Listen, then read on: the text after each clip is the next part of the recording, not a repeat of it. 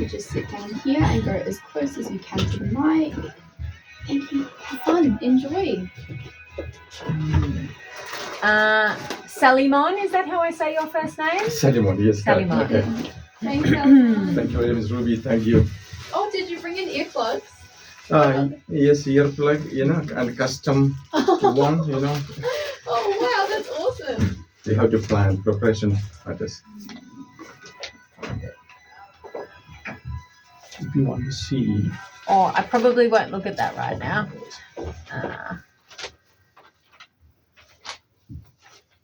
Paul Kelly Leaps and Bounds on 105.7 ABC Darwin and across the territory.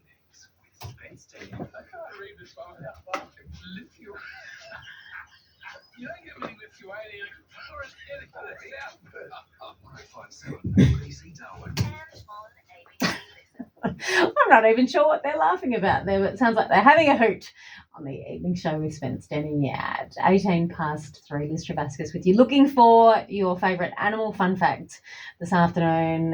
What have we added to the list today? Pigs gestate for 3 months, 3 weeks and 3 days, which is just beautiful and so easy to remember. We've also learnt, but we're going to follow up on this one because I need to know more, is that platypus and echidnas are the only mammals without nipples. Of course, they're not just mammals, are they? They are monotremes, and they're very weird, platypus and echidna, but they don't have nipples, which, is interesting. We also learnt about the thorny devil drinking water by standing in puddles, and then they've got little systems that deliver the water to them via capillary systems or something. Anyway, that's how thorny devils drink, by standing in water. And that kangaroo mums can pause their baby's development. These are 2 separate things about the kangaroos, but this is so good. The kangaroo can produce different milk out of teats depending on the young that they need to feed. That's so good. The body, the human body, the animal body, they're all incredible creations, aren't they, when you stop to think about it? Speaking of the body, how are your ears? Did you look after them if you went to Base in the Grass over the weekend? I was a responsible mother, whilst I did let my child sing the swear words to the song Keith as performed by the band Play Lunch, and some may not think that is responsible parenting. I did put big earmuffs on his little ears to protect his future hearing, and for probably one of the first times myself I put earplugs in, and look, I didn't love the listening experience as much, but my ears were not ringing the next day, and it really did just make me think, maybe I could be protecting my hearing better and at least holding on to one vestige of my youth. How well do you look after your hearing? And is it too late to save it if it's already gone? Salimon Joseph is an audiologist from Territory Hearing and here to help us out with these questions this afternoon. Salimon, good afternoon. Good afternoon, Liz. Do I get a big gold star for putting the headphones on my 10-year-old at the festival on the weekend? Yeah, that is pretty good. Okay, there are so many ways we can protect our ears. And we audiologists, we specialize in hearing, ear health and hearing health. And we need to know the anatomy and physiology of our ear before we talk about how important it is to protect our hearing, especially in loud concerts and other things. And there are a lot of tradies, they work with very noisy power tools. And when we think about the anatomy and the physiology of our ear, we have an organ called the cochlea in each ear. And the size of the cochlea is a grain size. Okay. In that cochlea, when we born, we have around 20,000 hair cells. They are very, very tiny. We can only see through microscope. And the problem with that one is when we are exposed to loud sounds, the hair cells will damage. Sometimes it dies out. And there is no medicine until now to regrow that hair cells. And we humans, we can hear from 20 hertz to 20,000 hertz. But we audiologists, we will be more interested in the frequency range of 250 hertz to 8,000 hertz. Because whatever language we speak in the world, whoever it may be, it will fall within the 250 hertz to 8,000 hertz. All right, so you've got these 20,000 hair cells in your cochlea, little brain-sized bit inside the ear.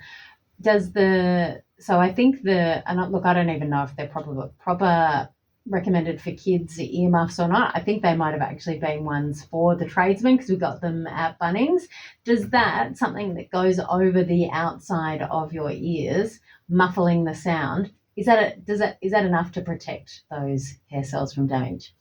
Depending upon what type of noise atmosphere the person is working. There are some places where not too much noise, and there are some places is too loud. Okay, when we talk about the jet engine, near to the jet engine, okay, at the airport, okay, the jet engine will produce around 120 to 130 decibel sound, and we measure distance by kilometer, we measure weight by kilogram, but we measure the sound by decibel. Mm-hmm. Mm-hmm. And according to National Acoustic Laboratories, they are the research organization fully funded by Australian government. Their research findings says that any sound above 85 decibel is dangerous to our human hearing. And because I said every 3 dB increment is the doubling the intensity of the sound, is if we can safely hear at 85 decibel range at 8 hours. If the decibel is 88, we need to get a break after 4 hours because we are doubling the intensity from 85 so to having 88. A break from the loud noise is worthwhile. Absolutely. It's not just about dulling down loud sounds, which for my little one with the ear muffs over his ears, I'm hoping did the job at the music festival, but I put ear plugs in. Mm-hmm. Which one is better out of those two? Earplugs in the ear or earmuffs over the ears? The best one is there is something called a high fidelity earplugs that we can buy, and it will not reduce the quality of the music what we hear. And the other most... Are these new things that all the young people are using, the loops? Are they called loops? I don't know, but the research says that high fidelity earplugs. And if someone is regularly attending music concerts, bass band and stuff like that, metal sounds, the audiologist can make like this custom earplug. And then we can put, or the company which manufactures the custom earplug can put filters depending upon what is the reduction they want. Okay, it can be 25 decibel reduction, or it can be 15 decibel, because a lot of performers in any concert, they need to look after their hearing because there are so many high noise producing instruments are in the band. So have musicians used that kind of custom made earplug for a long time?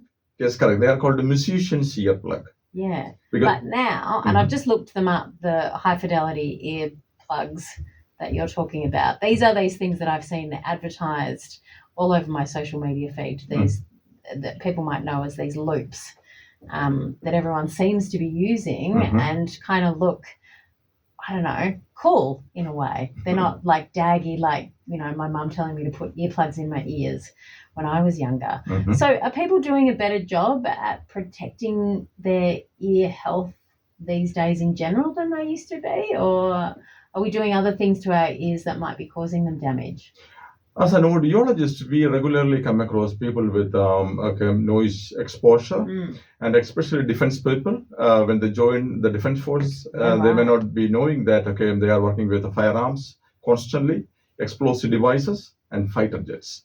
All those things produce very high noise flow, and constantly they are bombarded with this type of noise.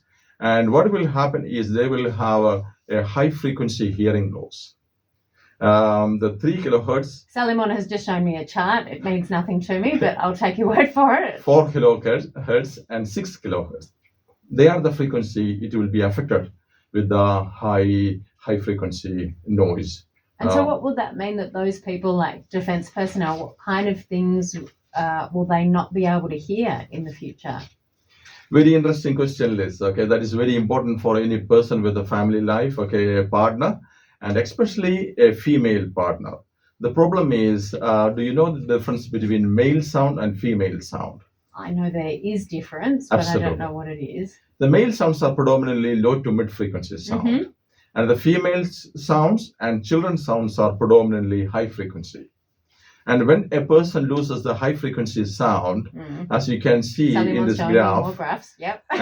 and our speech sounds, there is a placement for each speech sound in an audiogram. And the female tones and children's tone, when the sound is coming through the vocal cord of a female, it becomes automatically high pitch. And the person will struggle to understand their female partner if they have high frequency hearing loss. And imagine, okay, the wife is telling the husband, honey, can we have some fun? And the poor husband with the high frequency hearing loss may be replying that, how many buns you want? Fun and bun are very close. If the person misses the F sound, that fun become bun.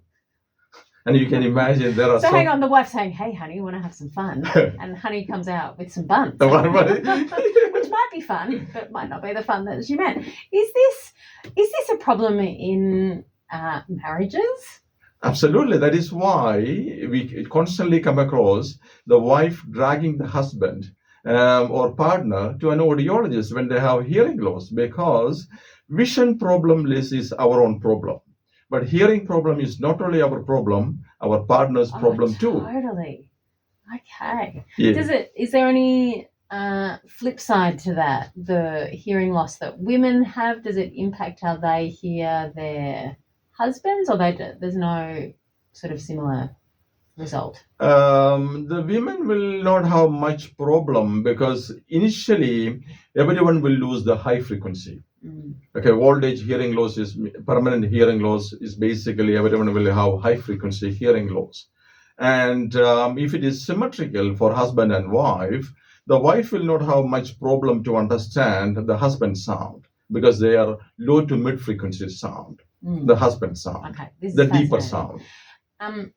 Earbuds that we stick in our ears to listen to music, are they bad for our ears?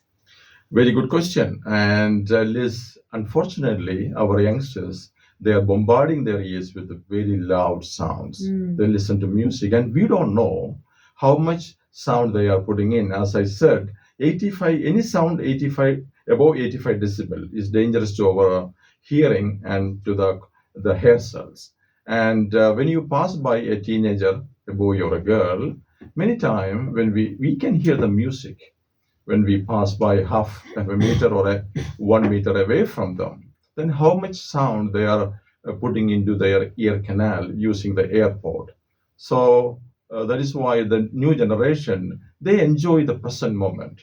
They don't think about what will happen in the future if I am exposed to very loud sounds. I don't think that's just current generations. As I was saying, when I was a kid, I didn't want to put earplugs in my ears at festivals because I thought it looked so terrible. And now, in middle age, I'm thinking, I'm going to better protect my hearing a little bit better into the future. But if that is part of your plan to protect your hearing, don't use earbuds. Use headphones instead. Absolutely. Are they safer? Absolutely. And the other problem with the high noise floor, loud concerts is the tinnitus. A lot of people having constant tinnitus that can be high pitched or low pitched or mid pitch tinnitus. And what is tinnitus? Tinnitus is sound which is generated in the head, and the perception. Some people react very badly to the tinnitus. They need to see a psychologist because the tinnitus is not the problem. How we react to the tinnitus is the problem. So there are ways and means to... So the tinnitus isn't happening in your ear? It is in the head. Okay, the person may experience inside, okay, that is inside the inner ear system because of the exposure to very loud sound. And after a concert, many people notices the tinnitus for a few days, but it will settle.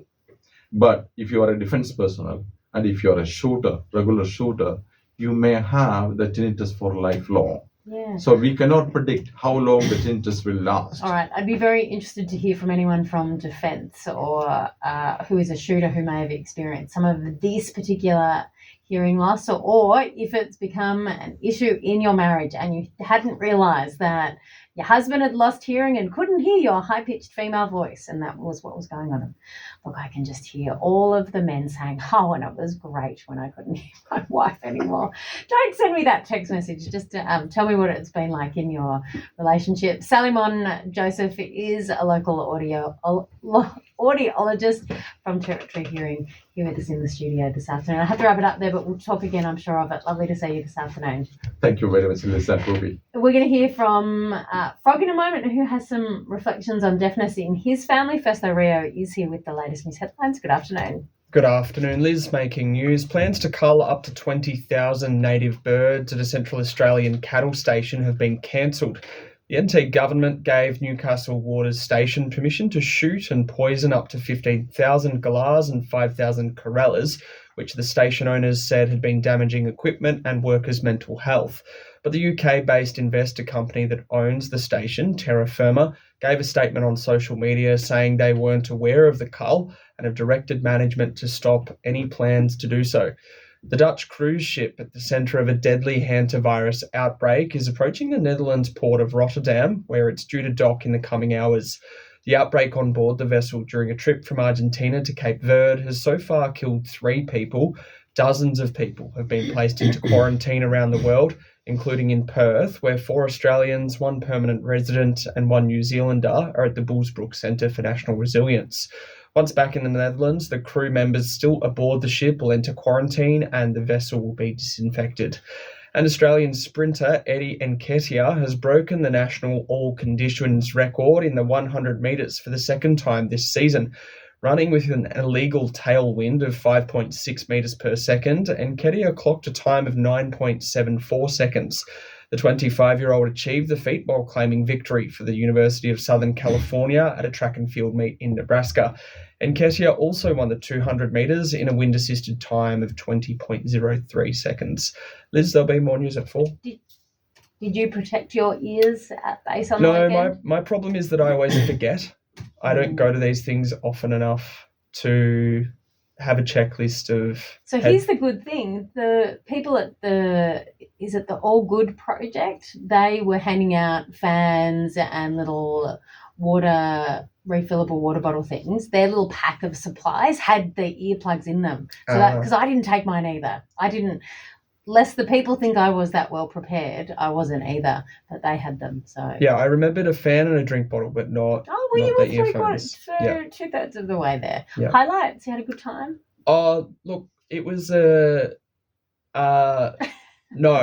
basically. No. It was very dusty and it was a very long day and it was very hot and none of the musicians really I was that excited for. Okay. Denzel Curry was the best, in my And opinion. was he last? He was second So you to had last. to wait Yeah. all the day long. Yeah. And I was the designated driver for a group of boisterous people. So I was not having very much fun. Oh, no. You did not have much fun.